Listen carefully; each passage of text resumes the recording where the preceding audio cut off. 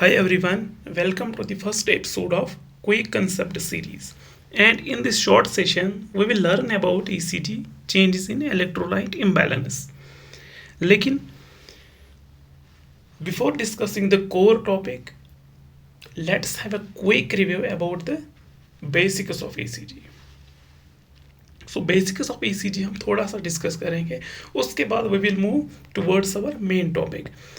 सो quick review हम यहाँ पे करने वाले हैं. तो व्हाट इज ECG? ECG क्या है? Simply graphical representation of electrical activity of heart myocardium muscles. हमारे पास जो हार्ट होता है उसमें एक मसल है, स्पेशल मसल जिसको बोलते हैं मायोकार्डियम, जो कि कंट्रैक्ट करता है, जो कि कार्डियक एक्टिविटी के लिए रेस्पॉन्सिबल होती है. तो उसी मसल में मायोकार्डियम में जो इलेक्ट्रिकल एक्टिविटी होती है उसी को जब हम ग्राफिकली रिप्रेजेंट करते हैं तो उसी को हम ECG बोलते हैं. तो बेसिकली ECG क्या रिकॉर्ड करता है? Potential difference generated by the heart. अगर किसी चीज़ में करंट है तो उसमें पोटेंशियल डिफरेंस क्रिएट हो जाता है. अगर करंट पास होता है that means there is potential difference. अगर हम एक सेल ले लेते हैं, उसमें नेगेटिव और पॉजिटिव दो इलेक्ट्रोड्स होते हैं और एक इलेक्ट्रोड और नेगेटिव इलेक्ट्रोड. अगर हम इन दोनों इलेक्ट्रोड्स को एक डिवाइस से कनेक्ट करेंगे जिसको हम गैल्वेनोमीटर बोलते हैं, तो if there is potential difference in the cell तो galvanometer will show deflection accordingly. अगर इसमें कम पोटेंशियल डिफरेंस है that is galvanometer will show less deflection. अगर ज़्यादा करंट है तो galvanometer will show more deflection.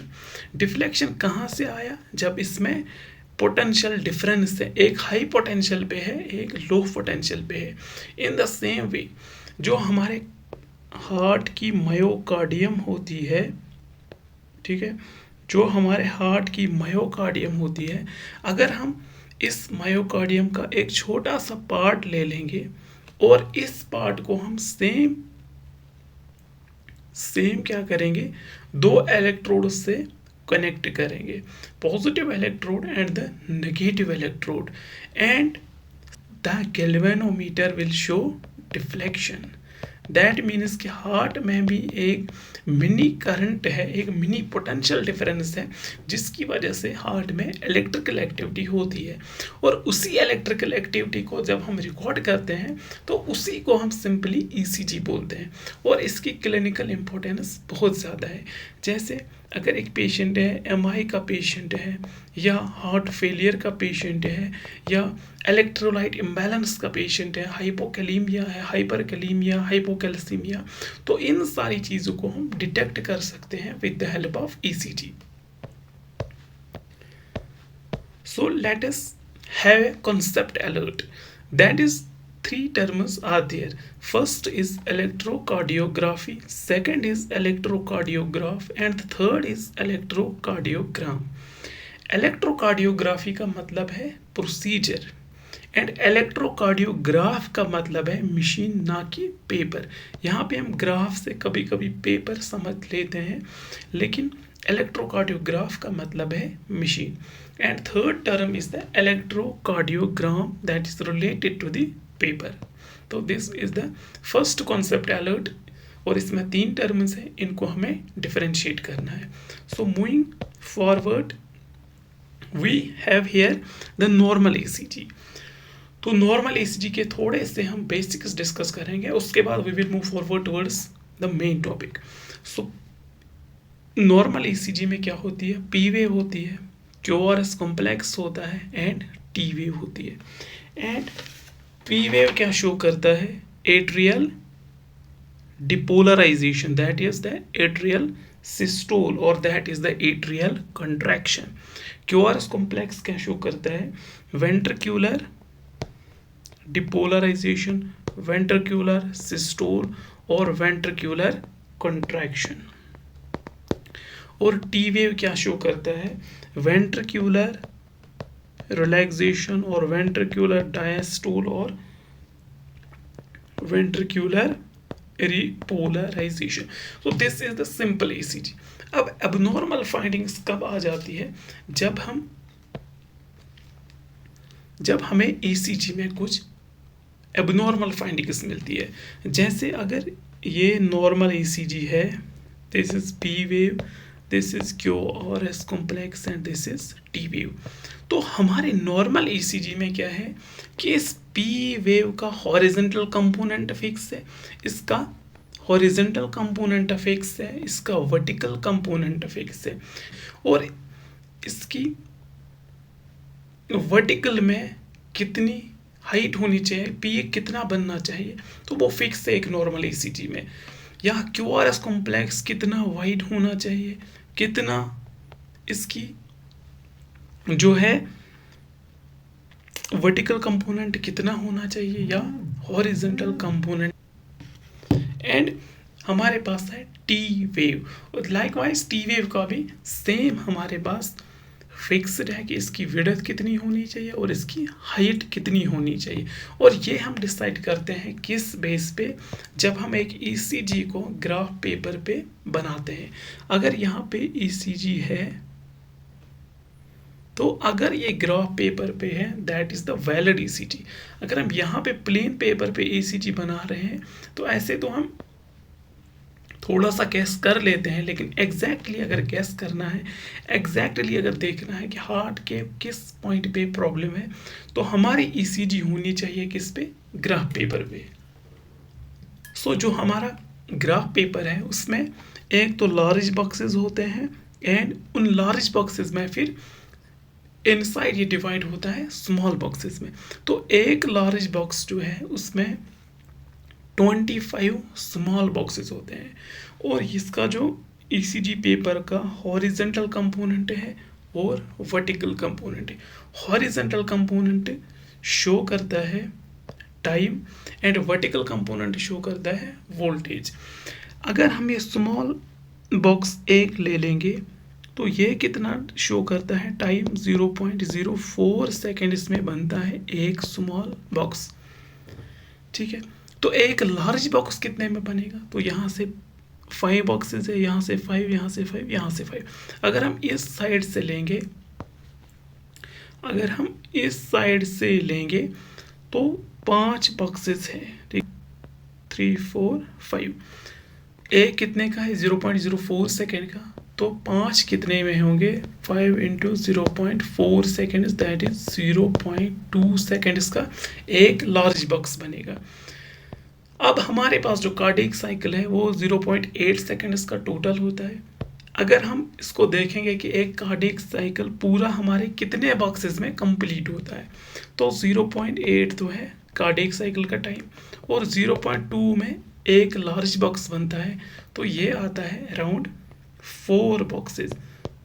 तो ECG के जो लार्ज 4 बॉक्सेस है, इनमें एक कंप्लीट ECG बनती है. अगर हम यहाँ से स्टार्ट करेंगे 1, 2, 3 एंड 4, तो इस वाले में एक ECG बनेगी, नॉर्मल ECG. अब इसी में डेविएशंस आएंगी तो that will be the abnormal ECG.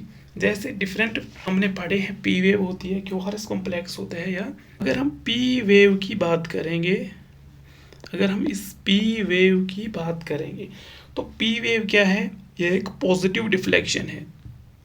अगर ये एक आइसो इलेक्ट्रिक लाइन है तो इसके ऊपर जो भी डिफ्लेक्शन है वो पॉजिटिव है, और इसके नीचे जो भी डिफ्लेक्शन है दैट इज नेगेटिव डिफ्लेक्शन. तो P वेव जो है that is the positive deflection, और ये क्या शो करता है, एट्रियल डिपोलराइजेशन. और जो होता है ड्यूरेशन होता है दैट इज 0.1 सेकेंड. अगर 0.1 सेकेंड है दैट इज ये कितना कवर करेगा, 2.5 स्मॉल बॉक्सेस. ठीक है, 2.5 स्मॉल बॉक्सेस, क्योंकि 0.2 सेकेंड एक लार्ज बॉक्स को कवर करता है, इसमें कितने हुए, 5 स्मॉल बॉक्सेस होते हैं. अब अगर हमारे पास 0.1 सेकेंड है तो ये कितने बॉक्सेस को कवर करेगा, that is half of 5, that is 2.5 small boxes में हमारी P वेव होनी चाहिए. अब अगर P वेव 2.5 बॉक्सेस के या तो ज़्यादा है या कम है, that is the abnormal ECG. तो एबनॉर्मेलिटीज कौन कौन सी है पी वेव की?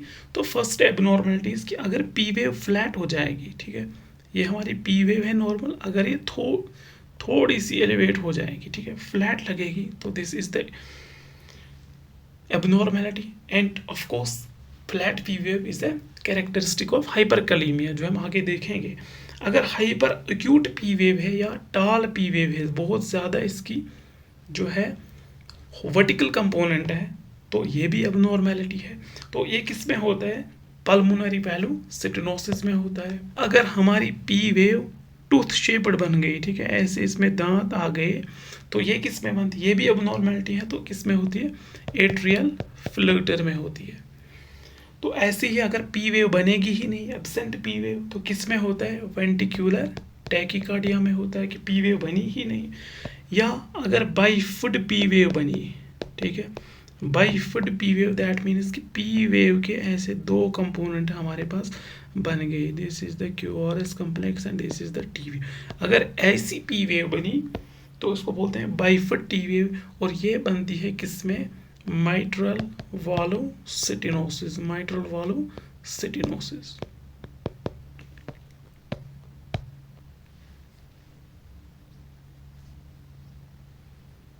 या अगर फिब्रिलेटरी पी वेव बनी, अगर ऐसे फिब्रिलेटरी पी वेव बनी, तो ये किस में बनेगी? Atrial fibrillation. और एट्रियल फिब्रिलेशन में जो हार्ट रेट होती है दैट इज ग्रेटर देन 350। तो ऐसे ही हर एक कंपोनेंट की एबनॉर्मेलिटीज होती है जो हम ईसीजी में पढ़ते हैं। और ऑफ कोर्स इसको हम एक इन डिटेल वीडियो बनाएंगे कि ईसीजी बनती कैसी है, ईसीजी के एबनॉर्मल कंपोनेंट्स कौन से हैं, और ईसीजी को रिकॉर्ड कैसे करते हैं, और ईसीजी को फिर रीड कैसे करते हैं। इसको हम डिस्कस करेंगे एक डिटेल्ड वीडियो में।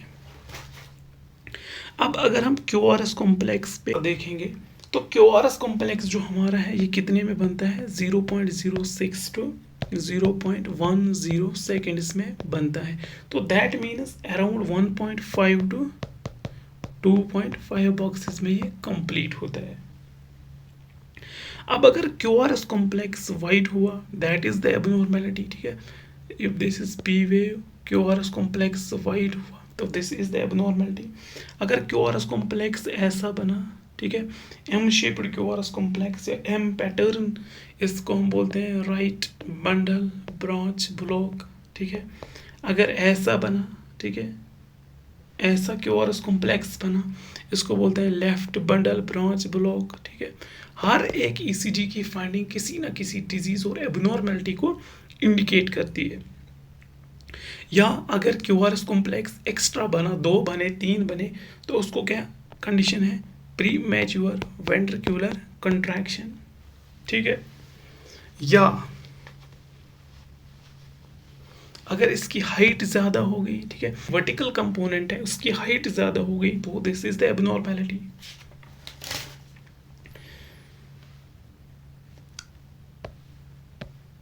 सेम अगर हम टी वेव को देखेंगे तो इसमें भी एबनॉर्मेलिटीज है, ठीक है। या तो टी वेव एलिवेट होगी, ज़्यादा एलिवेट होगी, ठीक है। T wave elevation is the first sign of myocardial infarction, MI. अगर किसी भी एमआई वाले पेशेंट का आप ईसीजी देखोगे तो टी वेव एलिवेट होगी, तो टी वेव उसमें एलिवेट होगी। या इन्वर्स अगर टी वेव हमारी ऐसी बनती है, अब अगर कहीं पे ऐसी इन्वर्स टी वेव बनी तो ये कहाँ पे होती है? This is the case of hypokalaemia. या अगर टी वेव की विड्थ जो है वो इंक्रीज हो गई, तो this is again the abnormality seen in hypercalcaemia. ऐसे ही अगर हमारे पास एक एक्स्ट्रा वेव बन जाती है जिसको हम बोलते हैं यू वेव, तो U wave is the characteristic feature of hypokalaemia. तो this is the basic of ECG की। ईसीजी में बहुत सारी एबनॉर्मेलिटीज है, बहुत सारे टाइम पीरियड है कि कौन सी वेव कितने टाइम में बनती है, या इंटरवल्स होते हैं, जिसकी इंपॉर्टेंस अलग अलग है। तो अब हम डायरेक्टली आते हैं किस पे? हाइपरकैलीमिया पे। इसमें भी ईसीजी में कुछ ना कुछ चीज़ें मिलेंगी। तो first thing is hyperkalaemia is when the serum potassium level is greater than 5.1 milli equivalents.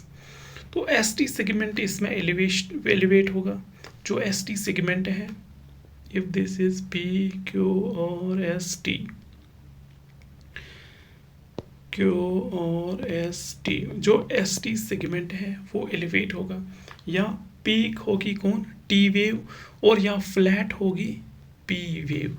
P wave ऐसी फ्लैट नज़र आएगी, या T वेव एक टॉल हो जाएगी, या उसका जो लॉन्गिट्यूडिनल कंपोनेंट है वो इंक्रीज होगा, या प्रोलॉन्ग PR इंटरवल दिखा, या वाइड QRS कॉम्प्लेक्स। तो ये चारों जो कैरेक्टरिस्टिक्स है ये किसके हैं, हाइपरकैलीमिया के। तो first is ST segment elevation, second is peak T wave और flat P wave, third is the prolong PR interval and another is the wide QRS complex. तो ये चेंजेस किस में होती है, हाइपरकैलीमिया। नाउ नेक्स्ट हमारे पास है हाइपरकैलीमिया की ECG। तो यहाँ पे ST सेगमेंट क्या हुआ है, एलिवेट हुआ है ST सेगमेंट। सेकंड इज जो हमारी T वेव है वो भी T वेव क्या हुई, एलिवेट हुई, या पीक T वेव, इसका पीक बना है, या PR इंटरवल यहाँ पे प्रोलॉन्ग हुआ है, और P वेव हमारी फ्लैट नज़र आ रही है यहाँ पे। This is the ECG of हाइपरकैलीमिया।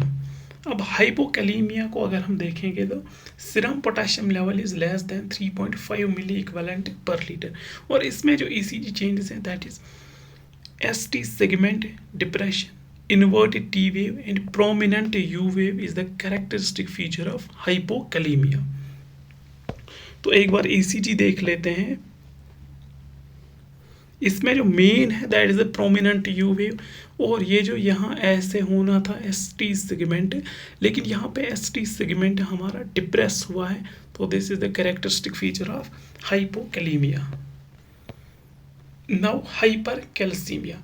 Hypercalcaemia में क्या होगा, QT इंटरवल शॉर्ट होगा, ST सेगमेंट शॉर्ट होगा, और T वेव जो है वो वाइड हो जाएगी।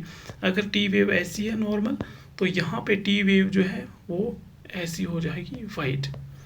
So this is the ECG changes in hypercalcemia: short QT interval, short ST segment, and wide T wave. Now hypocalcemia. Hypocalcemia में जो है prolonged QT interval होगा या prolonged ST segment होगा। तो ये दो चीज़ें हमें कहाँ मिलेंगी, hypocalcemia में। Another is hypermagnesemia, जब increase magnesium level। तो इसमें कौन कौन सी चीज़ आएगी, वाइड QRS कॉम्प्लेक्स, जो हमारे पास QRS कॉम्प्लेक्स है QRS, ये वाइड हो जाएगी, इसकी विड्थ जो है इंक्रीज हो जाएगी, और PR इंटरवल, ये जो PR इंटरवल है ये भी प्रोलॉन्ग हो जाएगा। अगर P वेव के बाद यहाँ पे QRS कॉम्प्लेक्स बनेगा that is PR interval prolong हो जाएगा। First is wide QRS complex, second is prolong PR interval. तो ये किस में मिलेंगे, हाइपरमैग्नीसीमिया में। Another is hypomagnesaemia. इसमें भी क्या होगा, ST सेगमेंट डिप्रेस होगा, T वेव जो है वो इन्वर्ट हो जाएगी। अगर T वेव हमारी ऐसी है तो ये ऐसी मिलेगी, और QT इंटरवल प्रोलॉन्ग हो जाएगा। तो ये किस में होंगी चीज़ें, हाइपोमैग्नीसीमिया में। Another is the important points of ECG। ठीक है, तीन चीज़ें हैं जो कि बहुत इंपॉर्टेंट है। फर्स्ट इज U वेव, किस में मिलेगी, हाइपोकैलीमिया में, हमने देखा। Second is J wave. J wave कहाँ मिलेगी, हाइपोथर्मिया में मिलेगी जो वेव, उसको बोलेंगे J वेव। उसके बाद और एक वेव है that is the delta wave, ये कहाँ पे मिलेगी, Wolff Parkinson White syndrome, WPW syndrome में मिलेगी। सो ये था हमारा टॉपिक, ECG चेंजेस जो होती है किसमें, इलेक्ट्रोलाइट इम्बैलेंस में।